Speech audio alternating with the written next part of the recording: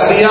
मोहसिन नकवी वजीर आला साहब, निगरान वजीर आला पंजाब, उन्होंने प्राइवेट गवर्नमेंट स्कूल को प्राइवेटाइज करने के हवाले से जो सारा मामला चल रहा है, इस हवाले से उस्तादी साहिबा का मोहसिन नकवी की मैयत के ऊपर इस तरीके से बैन डालना कैसी कमाल की वीडियो, जरा देखिएगा।